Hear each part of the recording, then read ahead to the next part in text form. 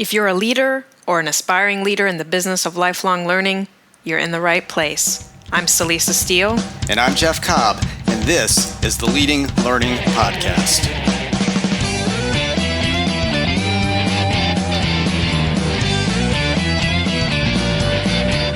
Welcome to episode 201 of the Leading Learning Podcast, where we talk with Dr. Ellen Wagner, an award-winning learning technologist and a self-described learning activist. Ellen really is passionate about learning, and she has a depth and breadth of experience in the field of learning and learning technology. She served as Senior Director of Worldwide E-Learning for Adobe Systems, and she was Senior Director of Worldwide Education Solutions for Macromedia. She was Chief Learning Officer and Director of Education for Viviance New Education, a Swiss-based e-learning company. She was a tenured professor and chair of the Educational Technology Program at the University of Northern Colorado. And all of that is just a smattering of her background. Ellen and I talk about data analytics, which happens to be an area of expertise for her.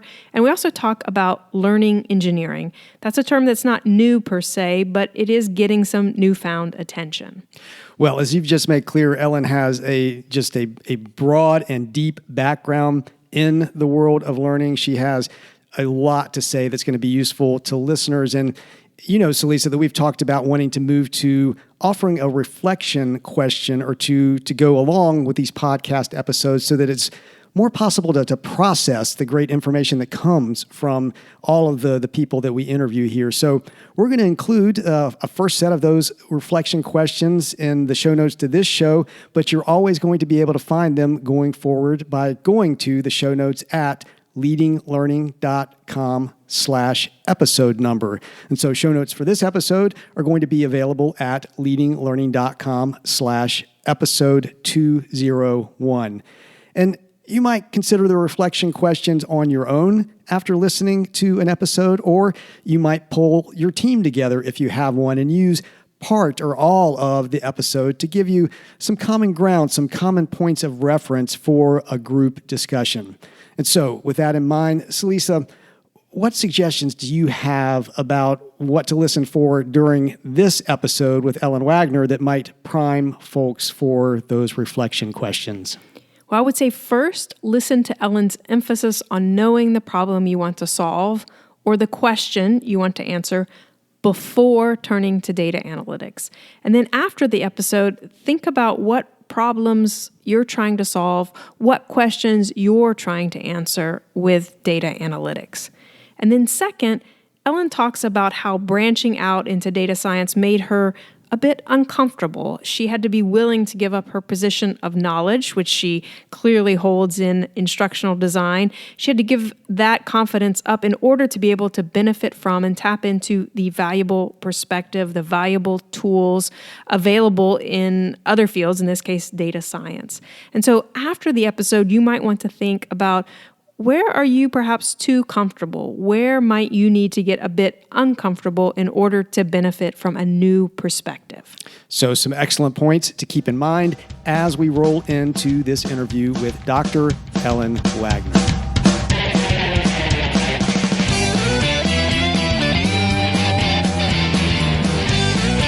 Hello and welcome to the Leading Learning Podcast. I'm Celisa Steele, and today I'm joined by Dr. Ellen Wagner, founder and managing partner of North Coast EduVisory Services, which helps higher ed and commercial organizations make better use of data analytics, resources, talent, and tech platforms. Ellen is an award-winning learning technologist with deep experience across multiple industries. Ellen, thank you for coming on the Leading Learning Podcast. Well, you're very welcome. Thank you for inviting me. I'm looking forward to a very energizing conversation today. Wonderful. And so, I just hinted at your background with that brief introduction. And so to start off, what else would you like listeners to know about you and your work as background for our conversation? Oh, boy, where to begin? Well, I've been at this learning thing for a while. In fact, I guess I would describe myself as a learning activist. I mean, if one thing has been consistent over the number of different types of roles I've had in the types of different settings, I've been driven by a fascination for learning. It's one of the things that it's probably the most personal thing that we do. And for all that many of us do in this profession, the learning and development profession, when you really get down to it, what most of us are doing are arranging contingencies in the world around us to make sure that the people we're trying to serve are motivated, interested enough, and attending enough that we can get them on board with making some of the motivational changes or some of the cognitive changes that we think are relevant for what they've got to do on the work floor, or in the classroom, or just basically out in life as we know it today. Well, I love that label of learning activist, and I think that's a great term. And I've been aware of your name and your work for years at this point, but what caught my eye recently was an e-learning guild report that you wrote, and that sort of brought you back front to mind and made me want to reach out to have this conversation today. And the report is called Learning Engineering, a Primer. So will you tell us what is learning engineering and why this renewed interest in a not necessarily new idea?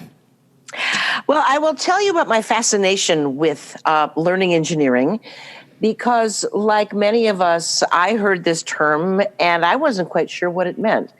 Having been a lifelong instructional designer, regardless of what my job has been, at the heart of my practice has always been my interest in really considering the type of learning experience that I might want to create for the people I'm working with. So hearing something called learning engineering fascinated me.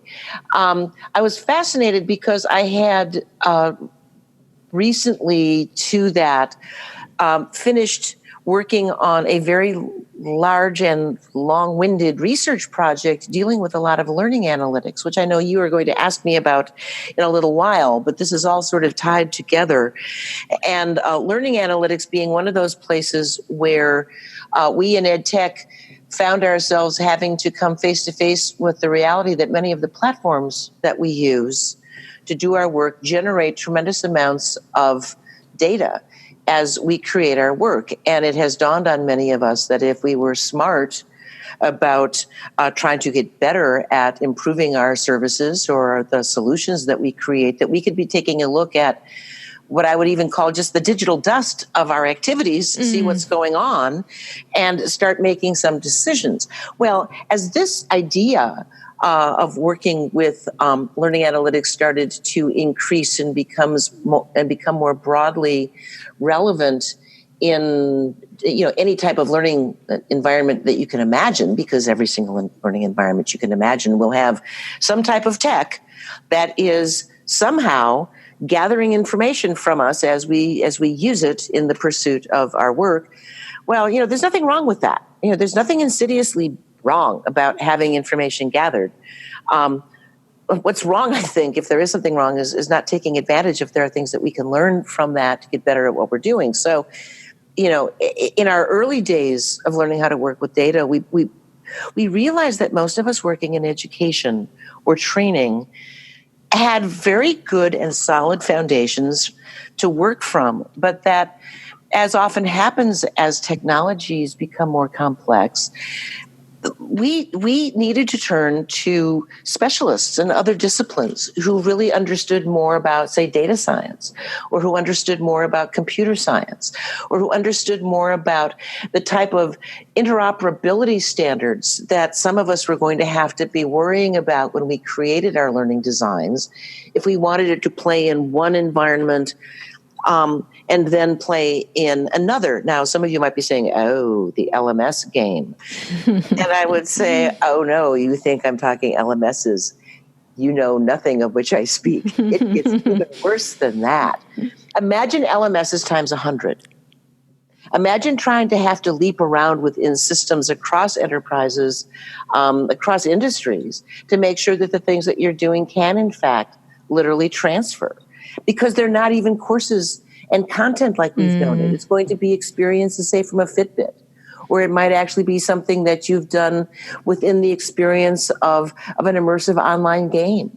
Now, how do we deal with information like that? Well, I think for most of us, we could learn how to do it. We always have.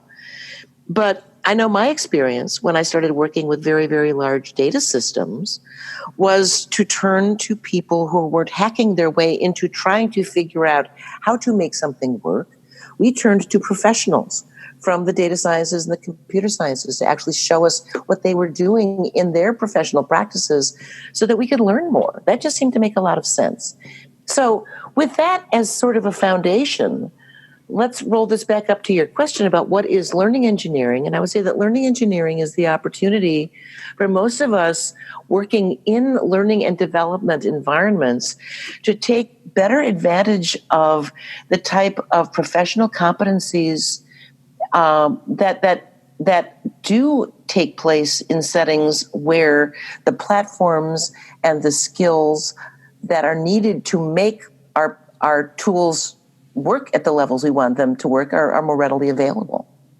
Does that make sense? It does. So, I mean, I think if I'm hearing you correctly, I mean, part of what interests you in this term is that learning engineering really is sort of broader, or it more accurately perhaps captures kind of what we have to do in order to support learners and deliver effectively. So it's kind of broader than courses, broader than instructional design, really kind of a much broader view of learning and how it happens.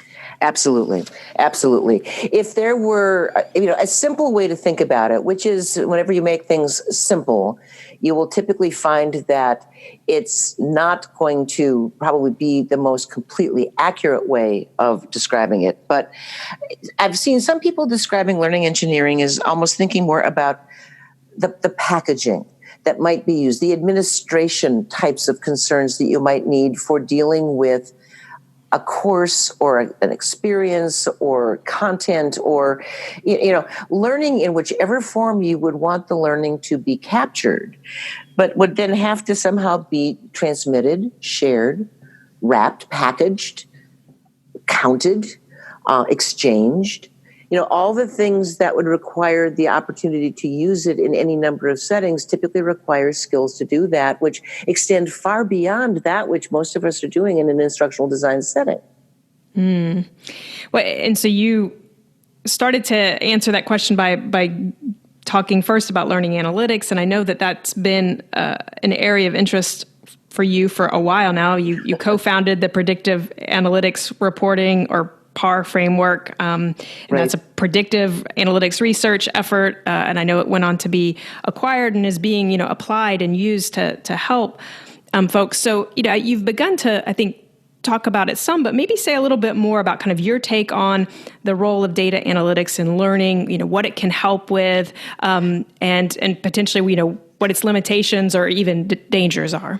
Sure. And what I think this will do is it's also going to tie back into the learning engineering, because just to wrap that up as I jump back into the analytics, the thing about learning engineering is that at this point in its evolution, it's going to look a lot like the person who is interested in doing their piece of the work. So when I talk about learning engineering, you're going to hear a lot more interest in learning analytics and the use of data in decision making, because when I encountered the need for the technical expertise to get my work done in my learning design work, I needed data scientists, because they were the ones who were going to help me figure out how to actually make decisions about, if I needed to figure out how to do predictive analytics that would help us find, students at risk of dropping out of college, which was what we were working on. We had to be very clear that what we were looking for would actually give us answers to that set of questions. And the idea that we could collect all the information that we had and eventually we could sort it out, which I know is something that some of us will hear these days about, well, gee, we might as well just collect all the information because we'll figure out how to use it someday. Well, maybe. My experience is that that's a pretty heavy use of resources that might be spent more effectively in other ways. So far be it from me to tell you not to do something like that. But I certainly was not interested in collecting 500 different random variables on 3 million individuals with the hopes that maybe we could find something. We were a lot more targeted than that because the questions we could answer could only be answered in certain ways. So why boil the ocean when really all I needed was 2 cups of seawater? Great. And so, it sounds like then one of the potential kind of dangers can be then collecting too much data, because that can actually then get in the way of answering the questions that you really want to answer as a learning business, if you're trying to, in your case, figure out what might cause students to drop out and how to stop that from happening. So that's kind of one danger. So being really careful with what you're collecting sounds like a recommendation that you would have. Any other sort of thoughts around kind of, how to best approach learning analytics and data analytics? Oh, you bet. I think basically and this is going to sound really simple, because in fact, starting simply really is the best way to do this. You really have to have an idea of what type of a problem you are trying to solve with your data analytics. Mm-hmm. And not having an idea of a problem to solve will allow you to get work done, but it tends to be the type of, when you're dealing with analytics and you're sort of in search of an answer to a hypothetical question, my experience has been that you can be seeking that answer for a really, really long time, and you might never know if you found it. And so, analytics is not going to be something like Magic 8 Ball, where all of a sudden the answer mysteriously forms as you're looking at a dashboard and you see the light. It's really, I wish I could tell you that data analytics is this wonderful sort of insightful activity. For the most part, what it is it's a lot of just really thinking about what it is you need to figure out, and then looking for the information that will help you determine the answers to your questions. So do you worry about collecting too much information? Well, you might remember when I was talking before about all of the different platforms that collect, frankly, almost every single keystroke that you might put into something. And that might sound onerous and scary, like, oh my goodness, they're collecting every single keystroke. Well, they actually, a lot of these systems can't keep all that information. So they also get rid of every single keystroke unless you tell it to save certain ones. So the notion of making sure that as you are thinking ahead to why you might want to be using data in your organization, for the most part, people want it to help inform their decision making. So as long as you realize that in a learning organization, there are going to be certain things that you can use your data to determine. And in an enterprise, more often than not, being able to support your sales organization or your product organization or your HR organization or your compliance unit as they support the HR organization is going to really help you determine the size of the questions that you have to answer. So at the end of the day, if you think about it in terms of what problems do you have to solve, they might be really big problems, but they might also be really smallish types of questions for which you may actually have the information right there in your hands. At which point, then the data analytics could be something as simple as pulling up survey responses. It might be as simple as looking at a combination of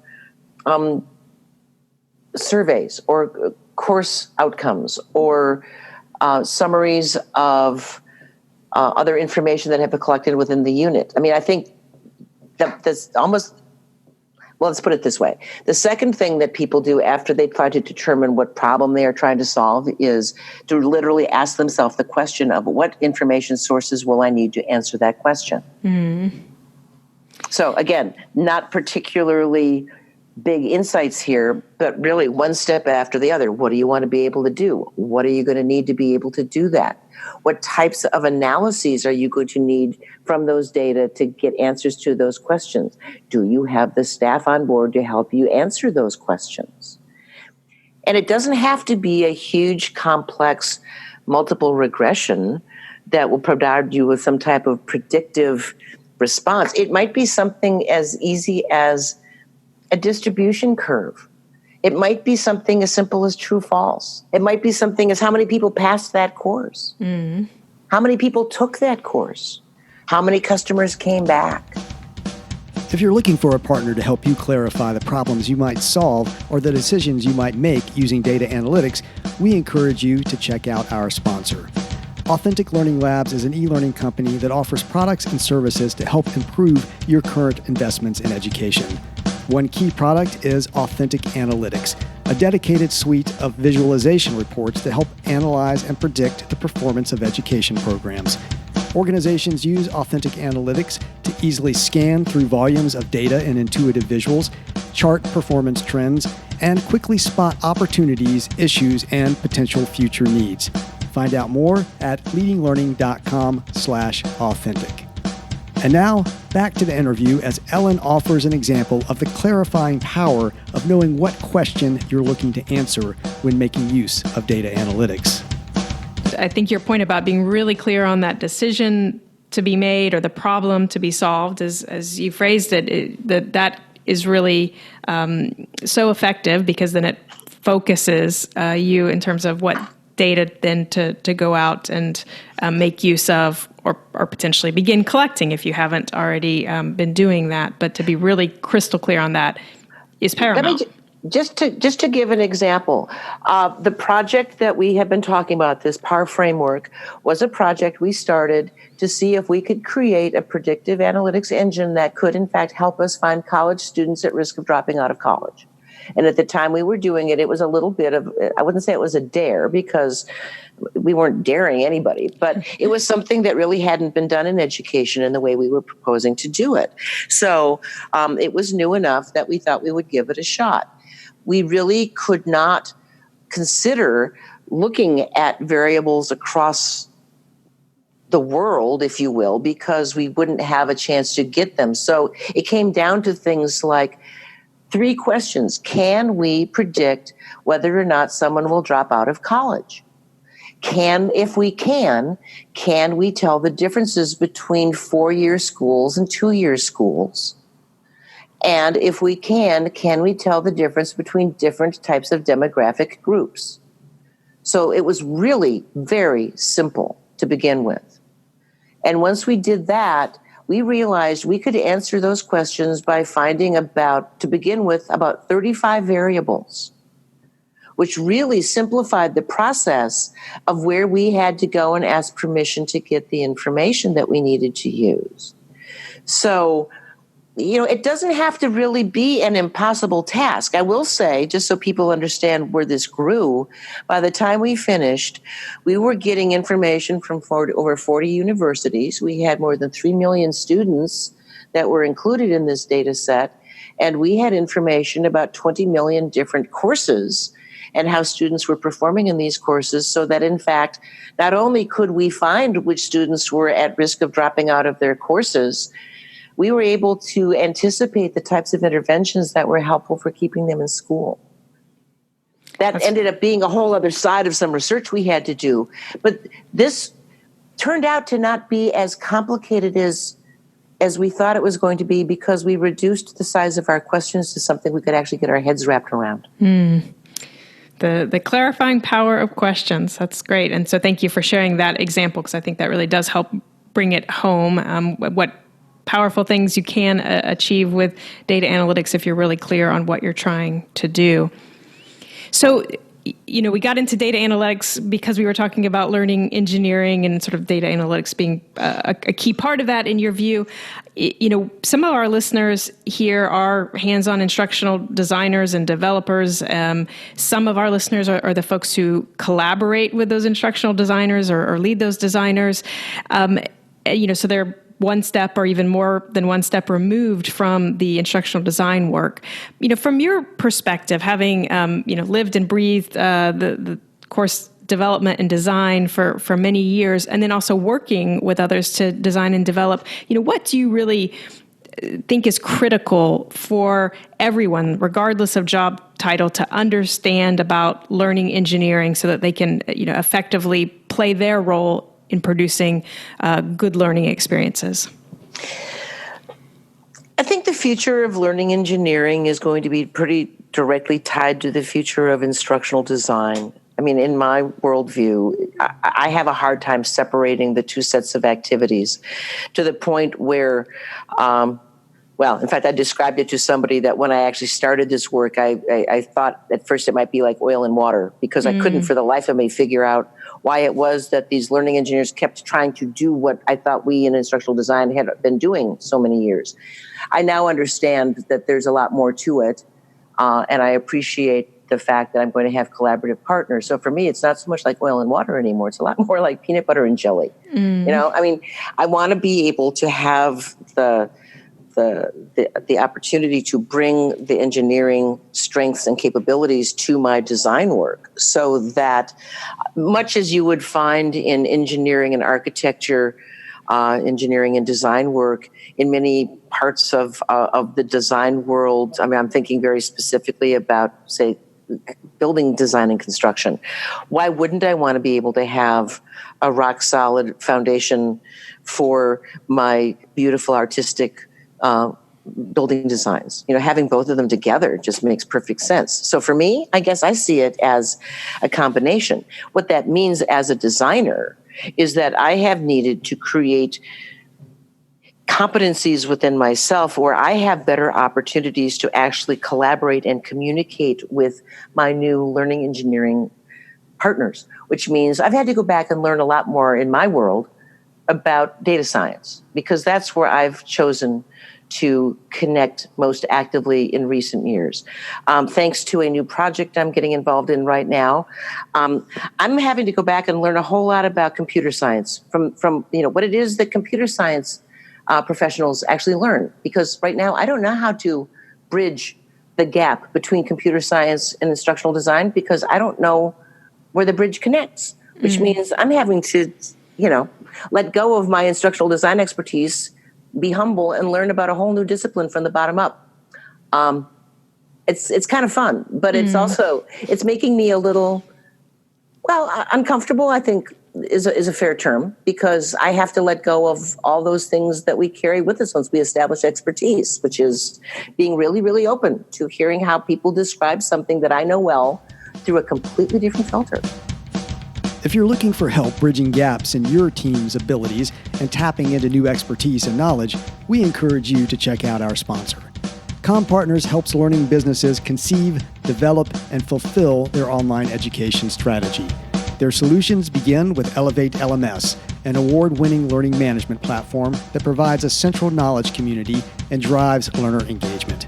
To extend the value of Elevate, CommPartners provides a wide range of online education services, including curriculum design, instructional design, fully managed webinars, webcasts, live stream programs, and virtual conferences. Find out more at leadinglearning.com/CommPartners. And now, back to the interview as Celisa asks Ellen for her assessment of the current state of learning and learning technology and what's on the horizon. You've been involved in learning and learning technology for so many years at this point. I think we're getting a taste of that depth of experience as we've been talking. But if you kind of apply that depth and breadth of experience that you bring to this field and you look out to the horizon, what do you see as kind of the most exciting things that are out there on the horizon? And actually, in addition to sort of looking out, I mean, maybe even start with kind of the current landscape and what do you see as sort of the opportunities and challenges there, and then also let us know kind of where you think things are evolving. I was going to get all really serious about this, and I realized that I had a very fun and funny experience last week when I was in Sweden, when I went to the ABBA Museum. Now, you might be saying, "Oh, Ellen, you can't be serious. Are you using this as an example in this podcast?" Yes, I am, because what I was able to do last week was to perform on the stage with ABBA in the Holographic Museum. Now, is that going to be my opportunity for learning experiences in the future? Well, maybe not. But the fact is that I stood there in this little auditorium watching people have an absolute blast, positioning themselves on stage so that they too could be performing with the band in their part of the band, and watching crowds of people going through doing this until I finally just couldn't stop and I had to get up there and do it myself. And the fact that we might find ourselves performing in learning settings with our holographic collaboration partners over time and space is a little bit of a head trip if you stop and consider it. But what an amazing opportunity to learn and to engage and to work with people that in ways that we never would have imagined before. So how's that for pushing the envelope in a way that you might not have expected from me? Are you going to sing a little for us now? Oh, I doubt it. No, see, luckily they didn't have us on microphone. I just had to stand there and sort of bop along behind the rest of the band. So it was pretty safe. Excellent. So sort of the potential for extended reality to kind of impact how we interact with others and learn with others. I think that's part of what you're getting at there with the ABBA example. Well, things like transcending time, transcending space. In this particular instance, we're talking about engaging with people who aren't even really there. To create an experience that in this particular case was just pure entertainment.